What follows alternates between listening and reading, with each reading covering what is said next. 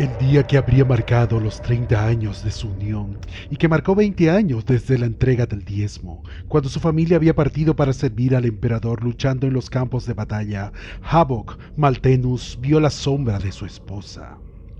Estaba en una cámara de transcripción del complejo del Palacio Administratum, sentado en un banco con una docena de otros escribas alrededor de una larga mesa de hierro apilada con montones de manuscritos. Las cervocalaveras se cernían sobre las escribas mientras dictaban resúmenes de informes, correspondencia, enmiendas de reglamentos y cualquier otra forma de minucias burocráticas generadas por un mundo forja moribundo en un imperio bajo asedio. Las cervocalaveras preservaron la información y luego los pergaminos fueron destruidos o archivados, dependiendo de su importancia. Los documentos en los que Maltenus estaba trabajando tenían décadas de antigüedad. Muchos de ellos detallaban transacciones olvidadas entre individuos fallecidos. Pero ningún registro podría ser ignorado, todo debe ser catalogado. Un precioso lumoglobo se erigió en el centro de la mesa sobre un tallo de hierro, proyectando poco más que un tenue brillo marrón. Velas de cebo montadas en altos candelabros iluminaban el resto de la habitación con una luz parpadeante, apenas suficiente para leer. Las velas producían una nube de humo oscuro y acre que pululaba por el techo. Maltenus terminó con un informe 50 años atrasado sobre el declive de las alimañas desde que los hongos comenzaron a comérselas. Apenas prestaba atención a lo que estaba dictando. Pensaba en Belja. El dolor melancólico de su ausencia no había desaparecido por el tiempo. Jacob. El susurro venía justo al lado de su oído. Asustado, miró hacia arriba y vio su sombra. Belja no estaba allí, él lo sabía. No había estado en Fumus durante 20 años, no desde que ella y sus gemelos Balan y Ulis se habían ido. Los chicos solo tenían 10 años, deberían haber sido demasiado jóvenes para luchar, pero la disminución de la población en Fumus significaba que el diezmo había arrastrado a los niños también, siempre y cuando estuvieran sanos. Se habían marchado, y Maltenus había llorado esta separación todos los días de cada año. Estaba orgulloso de ellos, como lo estaba de Belja. No podía luchar por el imperio, su corazón era frágil, sus pulmones estaban débiles, la artritis se enroscó e hinchó las articulaciones de sus dedos. Su deber era servir en las entrañas del Administratum y ser paciente en su sacrificio. Pero la sombra... La silueta de la mujer estaba espeluznantemente inmóvil a la luz de las velas. Era demasiado angular. No había nada que le hiciera pensar que Belja estaba aquí. Sin embargo, estaba seguro de que la sombra era de ella. Era su voz la que susurraba al oído, aunque el sonido era frío como el viento sobre la nieve. Maltenus se retorció en su asiento, girando tan violentamente que tiró un puñado de pergaminos de la mesa. Otros escribas miraron hacia arriba en desaprobación. No había nadie detrás de él. Cuando miró hacia atrás, la sombra se había ido. ¿Qué te preocupa, Jacob?, preguntó Arthur Tissien. Nada, dijo Maltenus. Una referencia de archivo que olvidé revisar. Se puso de pie y se alejó lentamente de la mesa, dirigiéndose en la dirección que la sombra parecía haber salido. No fue ella. No puede haber estado aquí.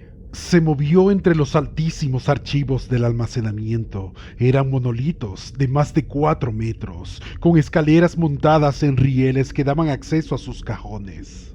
Los servidores se subieron sobre ellos, recuperando y reemplazando documentos. El ruido de las escaleras móviles, el golpe de los cajones fueron tragados por el espacio de la cámara. Los sonidos se redujeron como la caída lejana de los guijarros en una piscina oscura e insondable. A poca distancia, Maltenus se cruzó con Abaila Rekeven. Asintió con la cabeza en señal de saludo. ¿Empezando tu día con agradecimiento y contemplación, Maltenus?, preguntó. Su diezmo había llegado al mismo tiempo.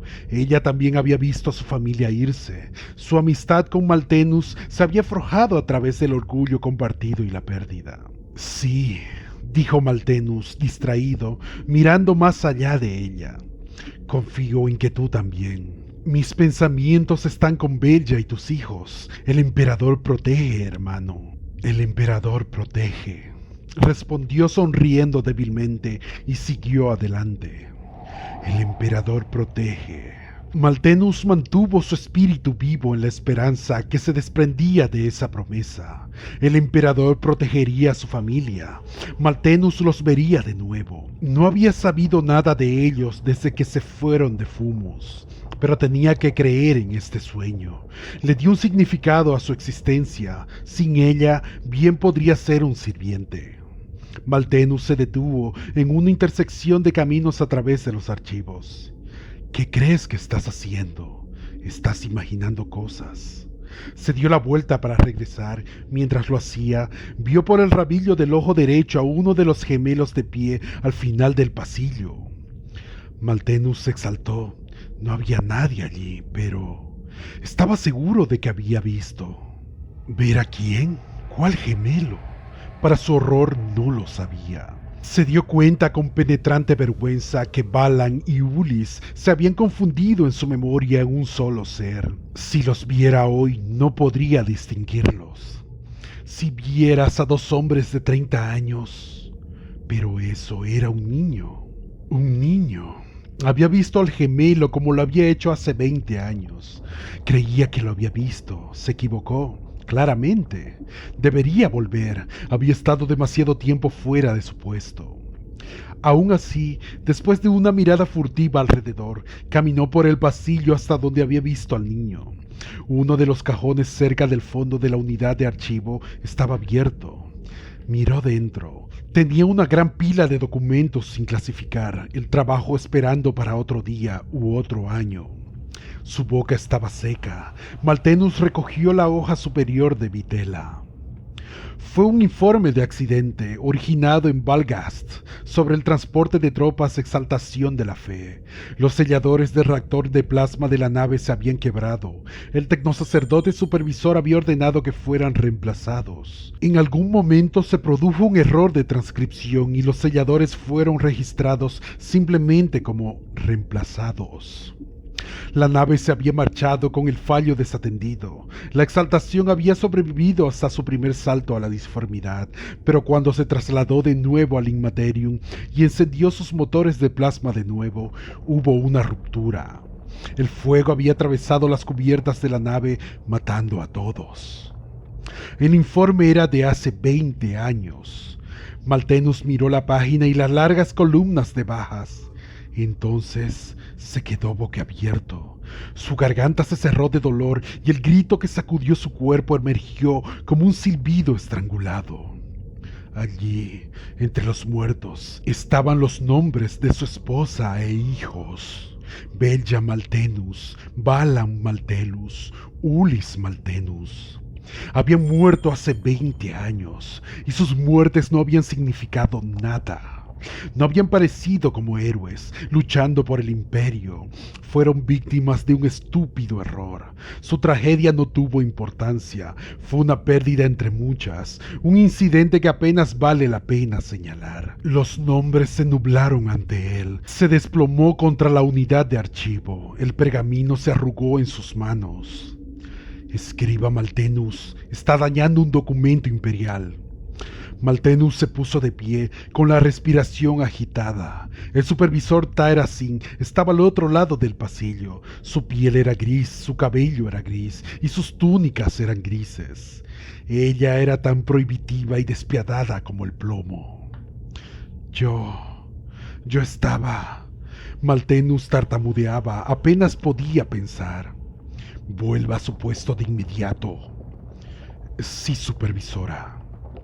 Maltenius no tenía conciencia de volver a sus tareas, sin embargo, debía haberlo hecho. De alguna manera trabajó de nuevo, no era consciente de hacerlo, no había espacio en su mente para nada, excepto para la angustia y una abrumadora sensación de falta de sentido. Y la rabia. Sintió rabia por una galaxia que reducía todos los sueños a cenizas. Rabia por la mentira que había vivido durante 20 años. Una mentira apoyada por otra aún mayor. El emperador protege. El emperador protege. No, no lo hace. El dicho atormentaba a Malthenus durante todo el día. Lo persiguió aún después del anochecer, mientras hacía el largo camino a través de la oscuridad y el amargo frío hacia sus aposentos. Las calles aquí eran estrechas, apretadas entre ellas y decadentes torres de viviendas. El pavimento y las fachadas estaban sucios por el hollín y el humo que ahogaba el aire. Una niebla sucia y gris rotaba por los callejones. Malthenus a menudo no podía ver más allá de unos pocos metros. La nieve cayó en gruesos copos empapados, dejaron manchas negras en sus mejillas y se deslizaron como gruesas lágrimas. No le quedaba ninguno de los suyos. La pena era demasiado grande, también su odio. La población de Fumus disminuía a medida que se agotaban sus recursos, y gran parte del sector de Malthenus estaba casi desierto.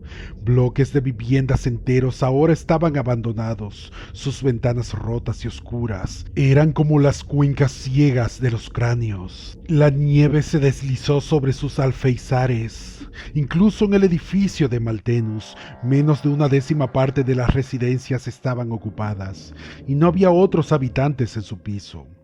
No era inusual, entonces, que estuviera completamente solo en las calles en esta última parte de su viaje a casa. No esperaba que hubiera nadie más alrededor, solo las ratas hurgando entre montones de viejos desechos contra la base de las fachadas de las torres.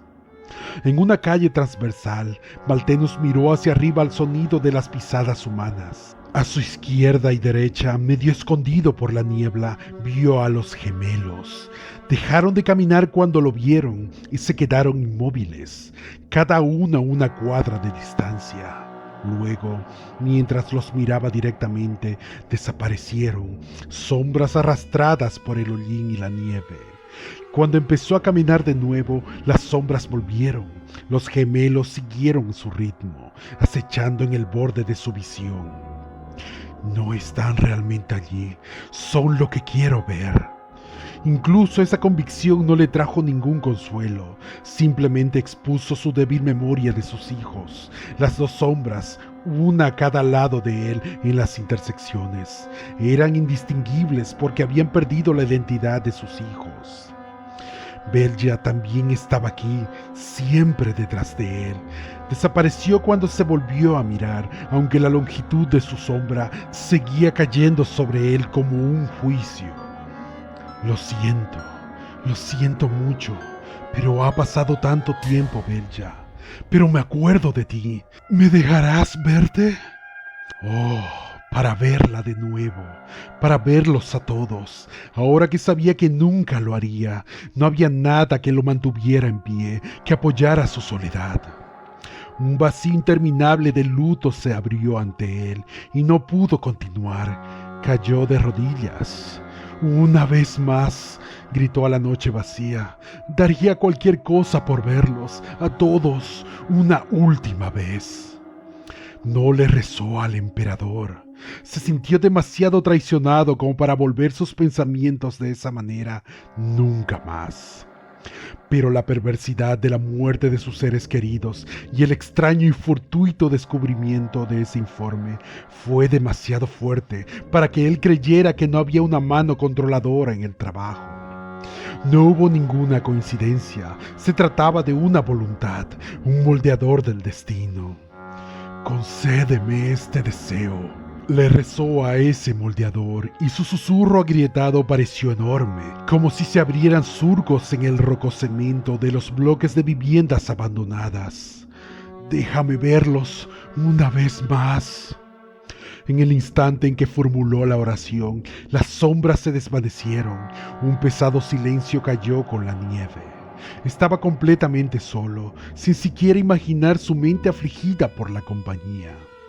Una pesada y arrastrada pisada desde cierta distancia detrás de él rompió el silencio. Malthenus miró hacia atrás, mirando fijamente en la oscuridad arrebolinada de la noche. El ruido se acercó. Era algo grande, torpe. A veces sonaba como si cojeara sobre dos pies, y a veces había un torpe rápido patrón entre los pasos. Hubo un grito de dolor e ira de una voz que era como la de una mujer, o que alguna vez pudo haber sido la de una mujer, pero ya no lo era. Malthenus corrió. No debía ver lo que se aproximaba a través del humo y la nieve. Corrió más rápido de lo que lo había hecho antes desde su juventud. Al poco tiempo, su corazón martilleaba un doloroso e irregular latido, y sus maltrechos pulmones sufrían por el esfuerzo de respirar. Se habría derrumbado, pero los pesados pasos y el grito se acercaban, y el terror lo mantuvo corriendo. Llegó a la oxidada y escamosa entrada de su bloque de viviendas y subió tambaleándose los 6 tramos de escaleras. Mucho antes de llegar al piso, oyó que la cosa empezaba a subir. Un golpe, un deslizamiento y luego otro golpe de escalones resonaron en el hueco de la escalera. El grito llegó de nuevo, pero estaba cambiando, más que un lamento ahora. Un gruñido asfixiante y áspero. Se trataba de una garganta, tratando de formar palabras. Malthenus se cubrió los oídos mientras bajaba a trompicones por el pasillo oscuro hacia su apartamento. Las luces del corredor apenas funcionaban, parpadeaban entre pulsos de color gris, luchando pero no consiguiendo hacer retroceder la noche. Malthenus conocía bien las salas, sin embargo, solo se tropezó una vez. Sollozando, buscó a tientas con sus llaves, abrió la puerta de plastiacero y la cerró de golpe detrás de él. Jadeando para respirar, se alejó de la puerta. La cosa se acercaba cada vez más. Qué patético había sido actuar, como si pudiera encontrar refugio en su casa. Una mano raspó al otro lado de la puerta y él se quedó inmóvil, como una presa a la distancia. La puerta se abrió de golpe, arrancándole las bisagras. El horror entró. Su deseo fue concedido. Fue su última mirada a Belja, y Balan, y Ulis. Su esposa y sus hijos habían vuelto a él, fusionados en un solo ser. Velia se tambaleó hacia adelante. Sus pasos pesados con el peso de sus hijos se fusionaron con su torso. Sus piernas se revolvían para posarlas en el suelo, y a veces encontrándolo, a veces no. 3 pares de brazos extendidos, con las manos en garras para llegar a Malthenus. Las cabezas de los chicos se fundieron en la mandíbula inferior de Belja, y sus bocas se convirtieron en una terrible y distorsionada mandíbula. La carne del monstruo estaba quemada hasta quedar negra. Trozos crujientes del cuerpo caían a los pies de Malthenus. Las fauces se abrieron de par en par, y al final el grito se convirtió en palabras. «Tú hiciste esto», gritó la familia de Malthenus, 6 ojos fijos en él, odiándolo a él y a su deseo de haberlos traído de vuelta a esta agonía. Y luego estaban sobre él, arrastrándolo hacia dentro de aquella masa monstruosa. Sus gritos se apagaron rápidamente en ese reencuentro de pesadilla.